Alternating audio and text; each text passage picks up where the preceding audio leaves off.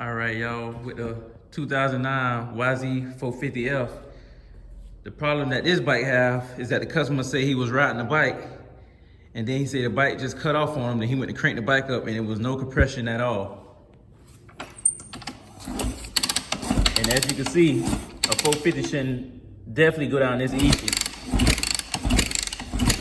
So what I'm gonna do is we're gonna do a full inspection on the bike. So we're gonna take the gas tank off, like always. We're gonna take the seat off. We're gonna check the spark, like always. We're gonna check the valve clearances. Then we're gonna take the top end off. That's if the valve clearances, you know, if that check out. But then we're gonna go from there. All right, y'all, so I got the gas tank and the seat off, and I got that spark plug pulled out. So now we're gonna check and see if it has spark.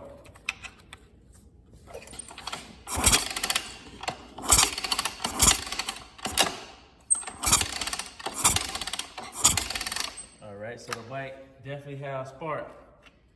And he can, he could definitely use a new spark plug also, because that spark plug almost burnt out.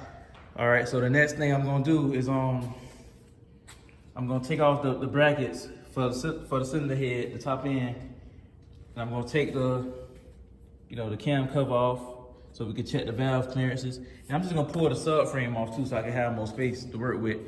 But other than that, we're gonna go from there.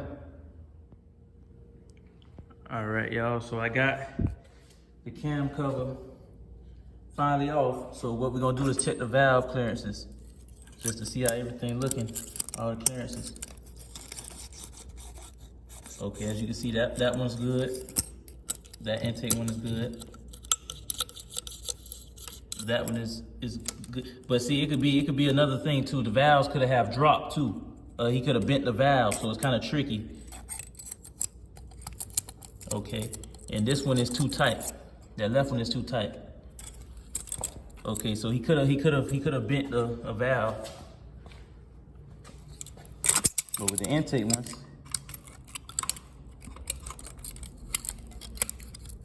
that one is sliding through nice and smoothly.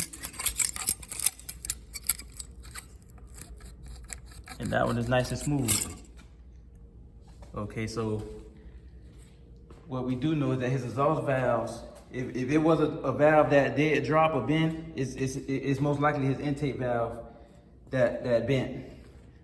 You know, because the exhaust valve clearances is perfect. So it's most likely the intake valves that's bent or dropped, or either his piston is bad, or it could be both. So what we're gonna do, we're gonna find out. We're gonna take the top end off, and then we're gonna go from there.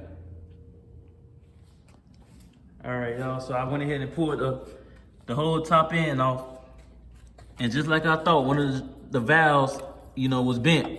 Just like the one that the clearance was messed up on. But other than that, his crank is still good.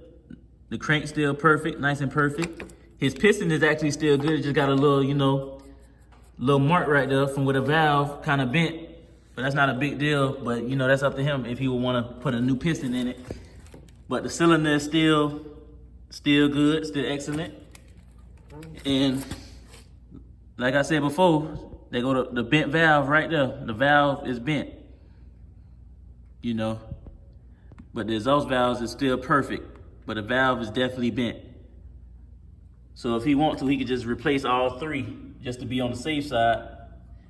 Even as you can tell from the top, the clamps that came out. Yeah, but other than that, he could use a new top end gasket kit. He could put a new piston, that's if he want. But that piston is still good, just got a little scratch on the top. A new spark plug. And yeah, that's pretty much it. And he can replace, either that one valve if he want, in the valve seat and the Cotters, or he could just go ahead and replace all three valves just to be safe. But we'll see, and we'll go from there.